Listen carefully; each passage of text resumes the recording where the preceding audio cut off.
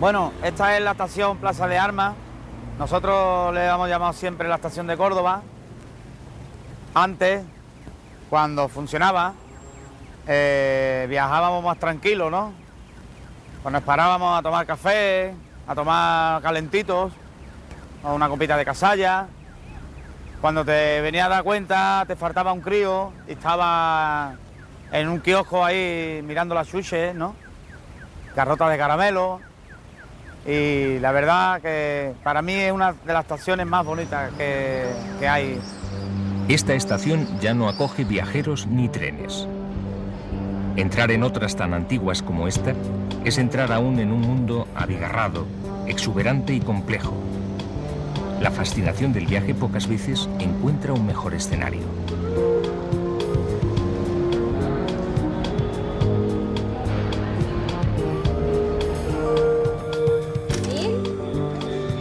Y 2.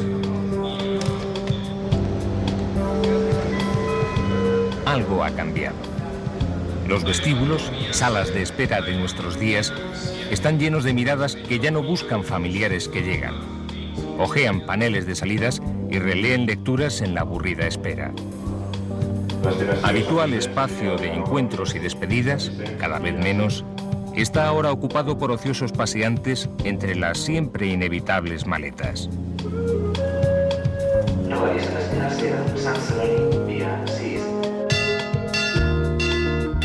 Los ferroviarios siguen aquí.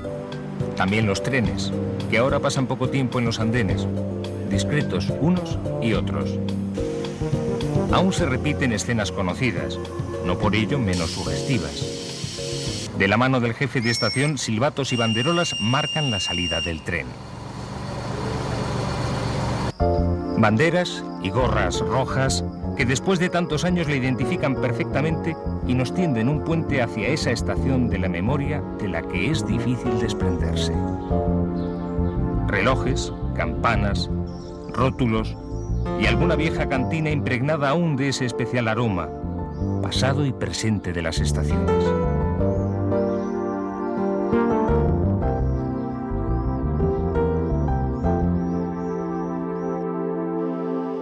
Los trenes, legítimos dueños, solo ocupan parte de las estaciones.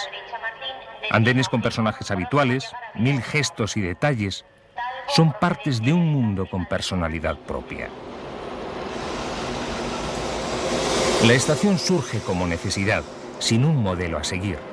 Simplemente es un punto de parada de los trenes. Las únicas exigencias para su construcción son las que plantea la locomotora: altura y ventilación. La primitiva estación es una sencilla estructura metálica, alta y abierta, apoyada sobre pilares de madera o hierro. Comienza a definirse un modelo: edificios longitudinales con pequeñas piezas que tienen acceso al andén, el vestíbulo y las taquillas, la sala de espera o la oficina del jefe de estación. El aumento de trenes y viajeros la hace más compleja. Pasa a tener 2 espacios, uno cubierto pero ventilado para los trenes y otro cerrado, paralelo a las vías, para los viajeros.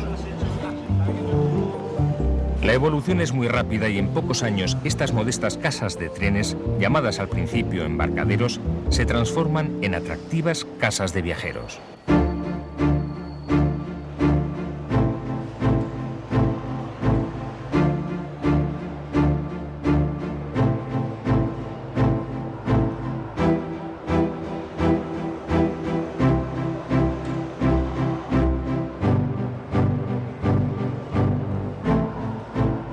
Las estaciones son verdaderas catedrales laicas del siglo XIX.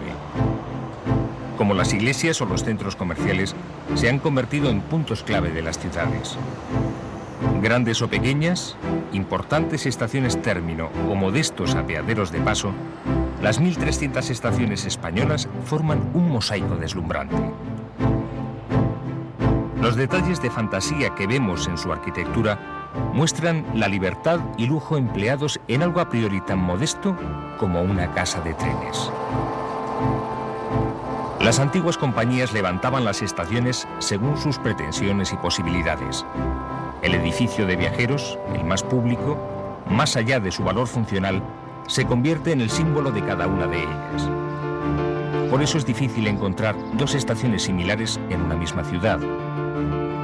En Madrid, el lujoso reloj y los feroces grifos que rematan la fachada principal de Atocha plasman el poder de la compañía que la construyó, la MZA, que se decantó por la pujante arquitectura industrial de hierro para sus poderosos y sobrios edificios.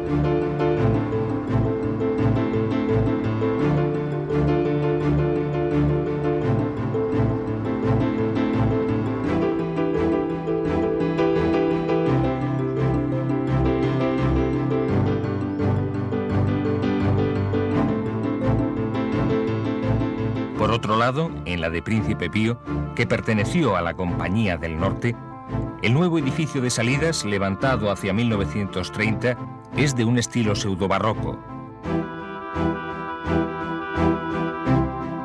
Mientras que la primera construcción, de finales del 19, es de gusto afrancesado, con fachadas longitudinales adornadas con arcos y rematadas por mansardas.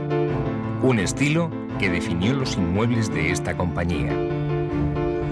La mayoría de las grandes estaciones españolas que aún existen se construyeron entre 1870 y 1930, a caballo de los dos siglos. Edificios públicos que marcan la personalidad de sus propietarios, formando un conglomerado de estilos, materiales y estéticas. Desde el Art Nouveau en Bilbao La Concordia a las tendencias regionalistas de la Estación del Norte de Valencia, adornada con cerámicas coloristas llenas de referencias a la huerta, pero con un carácter internacional que saluda al viajero.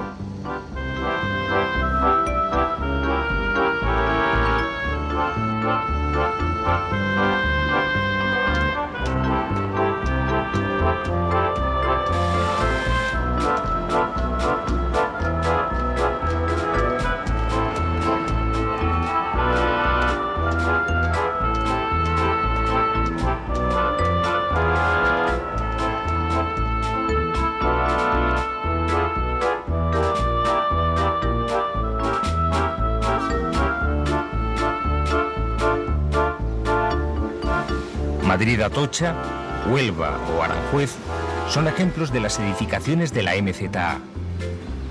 Príncipe Pío, Valladolid Campo Grande o San Sebastián, de la Compañía del Norte.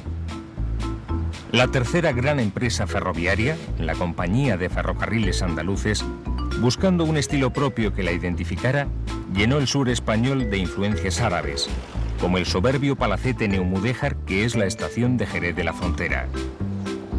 Una escuela que llegó a su máxima expresión en la estación de Plaza de Armas, de Sevilla, perteneciente a su competidora, MZA, donde se suponen influencias de la Alhambra e incluso de la mezquita de Tánger.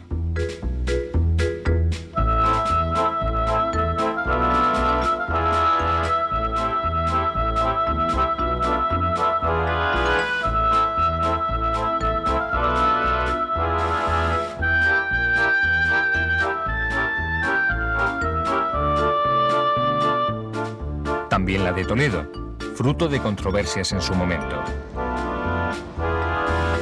Los ingenieros criticaron a los arquitectos la gratuita construcción de la torre, alabando el enorme esfuerzo realizado para colocar un simple reloj. En el fondo era un ataque al papel preponderante de los arquitectos. Arquitrabes y arabescos frente al acero y el vidrio, estética y funcionalidad, combinadas a partes iguales. Una clara demostración de la rebeldía del edificio frente a la ingeniería del hierro.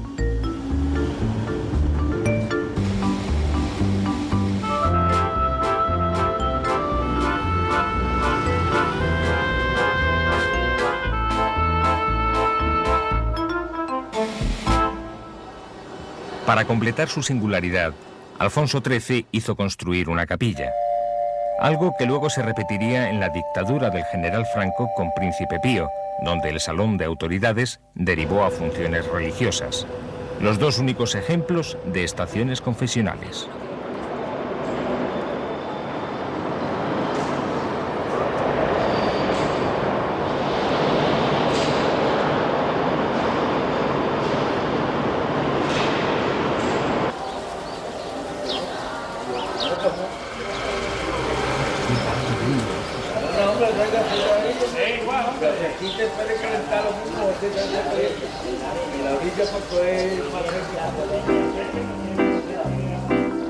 En las estaciones de los pueblos podemos reconocer los mismos detalles y gentes que vemos en una gran estación, a menor escala, pero con una repercusión igual o mayor. La estación no está en el centro de la localidad, sino a la salida, a veces a cierta distancia, pero nunca aislada. Inevitablemente, se convierte en uno de los vértices del pueblo. El camino a la estación es territorio para taxis, regresos y encuentros, o simplemente uno de los paseos clásicos para los habitantes del lugar. Antes de inaugurarse la estación del ferrocarril solo existía Canfranc, lo que es Canfranc, pueblo actual que llamamos. Está a 4 kilómetros de aquí en Canfranc estación. Y cuando se inauguró la estación, aparte de la estación, se hicieron unos pabellones hechos por el Estado, donde vivían todos los empleados de ferrocarril, de aduanas. El Hotel Internacional en aquellos años era de lo mejor que teníamos en Canfranc, con una sala o salón comedor, una maravilla, con un artesanado fenomenal y unas habitaciones en muy buenas condiciones, con muy buena calefacción. Y entonces el personal que venía aquí a pernoctar a Canfranc prefería este hotel a cualquiera de los que teníamos en aquellos años, hablo de los años 50, en el pueblo de Canfranc.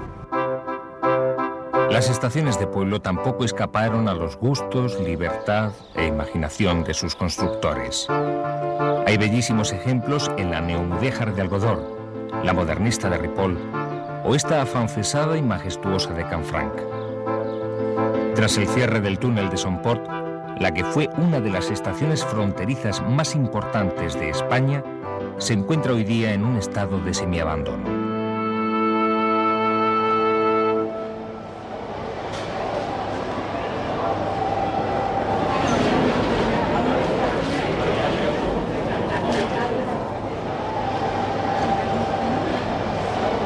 Por una estación pasan al cabo del día cientos de personas. Lejanos quedan en el recuerdo los trenes que, entrando lentos, diríase llorando para desahogar su cansancio, paraban hasta casi chocar con los topes. Los trabajos de ahora están alejados de esa dura y ruda tarea que en las estaciones realizaban engrasadores, lampareros o visitadores. Sobreviven aún algunos mozos de equipajes que con gorras y monos azules llenaban el espacio de vestíbulos y andenes con el trasiego de bultos y maletas.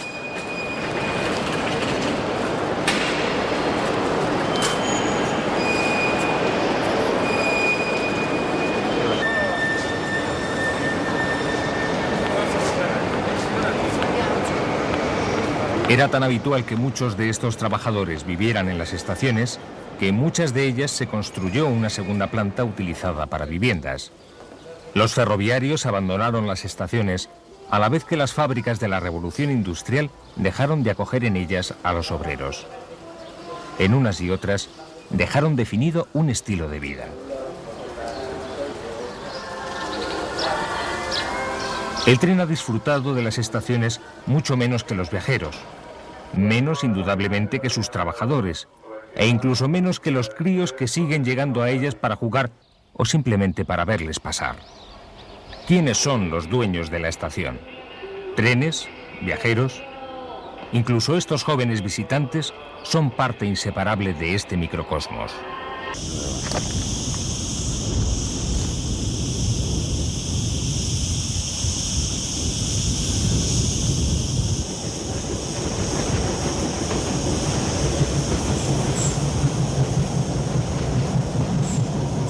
La forma más modesta y austera de estación es el apeadero. La más compleja y singular la representan las situadas en los grandes nudos ferroviarios. En su entorno surgen poblaciones desarrolladas por y para el ferrocarril. Miranda de Ebro, Alcázar de San Juan, como antes Venta de Baños y Medina del Campo, son nombres inseparablemente asociados al tren.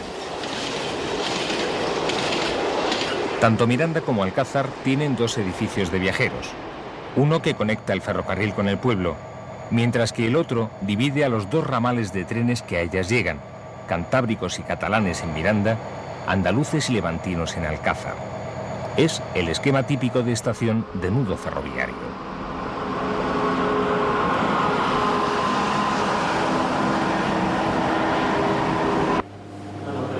En Alcázar, más de la mitad de la población tiene familiares relacionados con el ferrocarril. Aún funciona el hogar del ferroviario, aunque el viejo espíritu corporativo está en decadencia.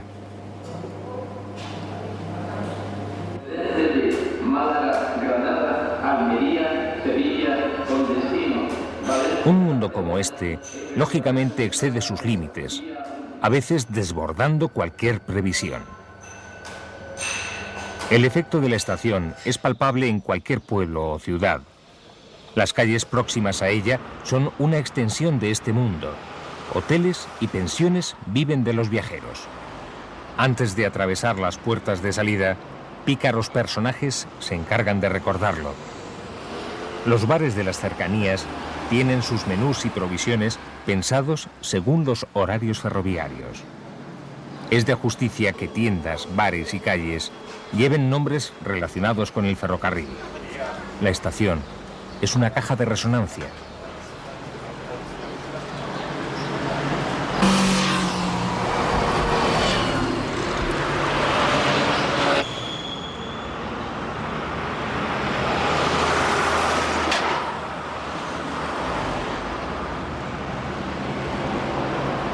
El tiempo de la monumentalidad tuvo un último eslabón en 1929, con la construcción de la tercera estación de Francia de Barcelona, en aquel momento concebida como estación modelo. Su gran estructura metálica es una de las últimas cubiertas importantes que se construirían en Europa. Y el vestíbulo, obra de Pedro Muguruza, refleja el papel primordial de los viajeros.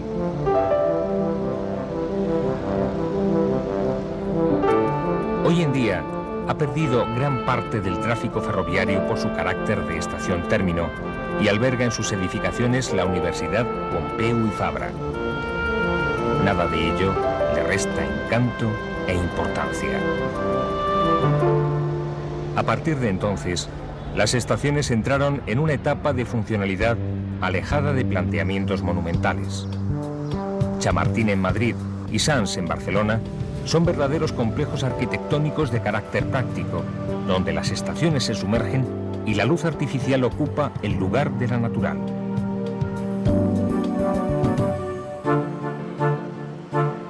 Solo la vidriera de Abando en Bilbao es una excepción notable.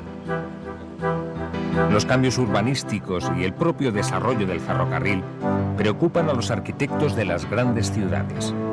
En Sevilla, a Antonio Barrionuevo. Yo creo que hay dos problemas ahora pendientes también del ferrocarril, que es un poco el destino final de los edificios de estaciones de viajeros antiguas, ¿no? La estación de Cádiz y la estación de Plaza de Armas, ¿no?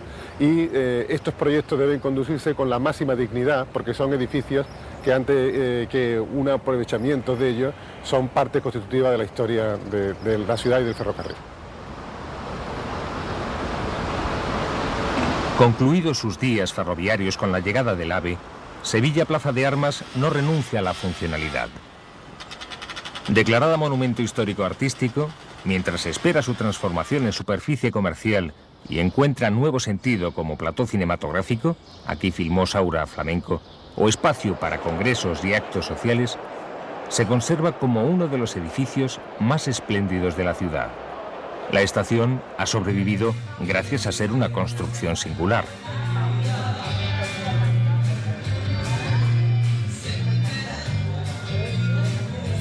En algunos pueblos, las estaciones se han reconvertido en escuela-taller, conservatorio o bar de copas en el caso del Alfaz del Pi, que se desdobla y hace trabajo extra para rentabilizarse y sobrevivir.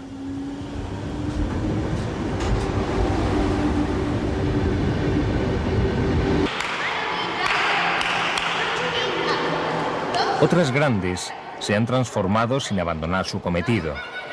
Nord de Barcelona, utilizada como estación ahora de autobuses, además de polideportivo municipal, donde los niños ya no solo ocupan los andenes.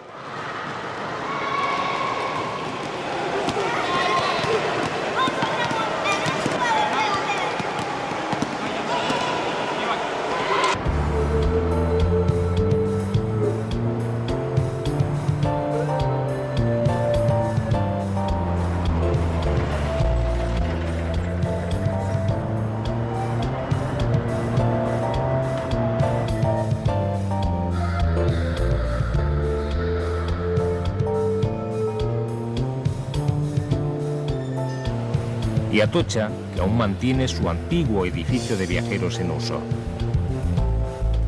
El AVE es de nuevo la causa de la remodelación, pero en este caso el valor simbólico de la estación queda fuera de toda duda. El proyecto se sometió a concurso y todos los participantes conservaron la vieja marquesina de hierro en sus proyectos. La estación quiere ser más acogedora que nunca. Hoy en Atocha podemos encontrarnos una exposición del más variado tema entremezclada con bares y tiendas. El jardín tropical nos proporciona una nueva versión de los grandes vestíbulos, sin problemas de agitación, carbonilla o pesados fardos. Invita al relajo para recuperar un valor otrora emblemático del tren, la comodidad, muchas veces olvidado.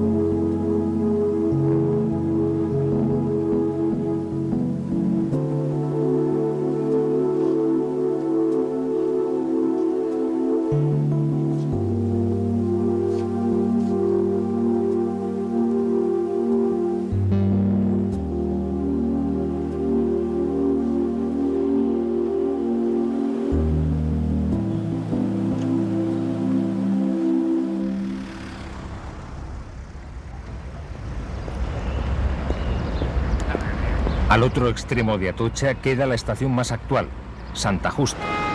Aquí en Sevilla se despejan las dudas sobre el futuro de las estaciones.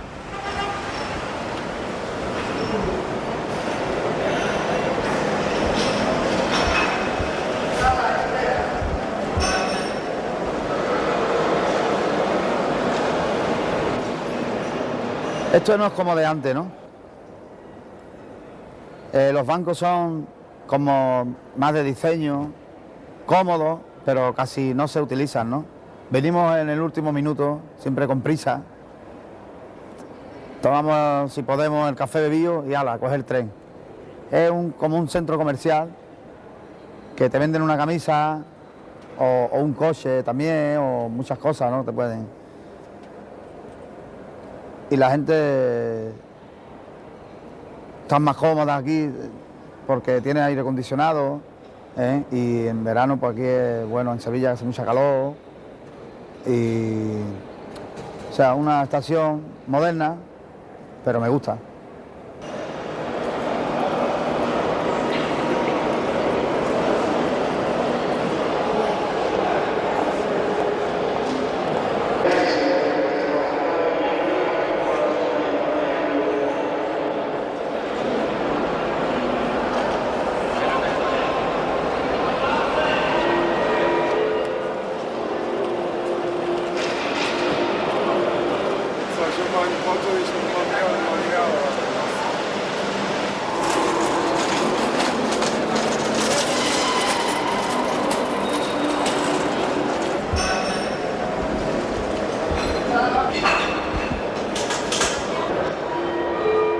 Una estación como las de antes, con dos espacios diferenciados.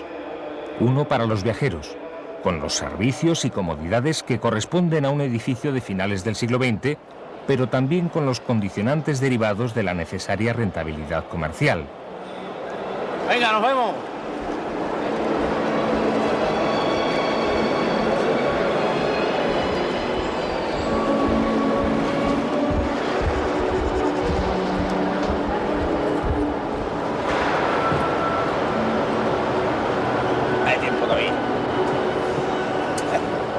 Otro para los trenes, más aislado del anterior y mejor dotado técnicamente en sus accesos, concebido con la sencillez de líneas y formas de la arquitectura actual, donde juegan los volúmenes y la luz.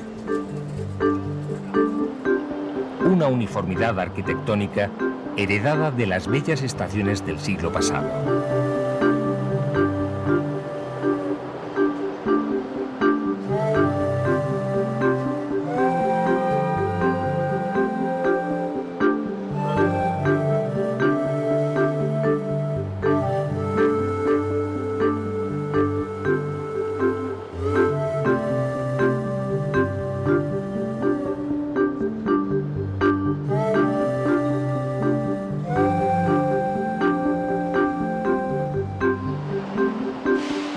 Los valores que la estación ganó desde joven se conservan intactos.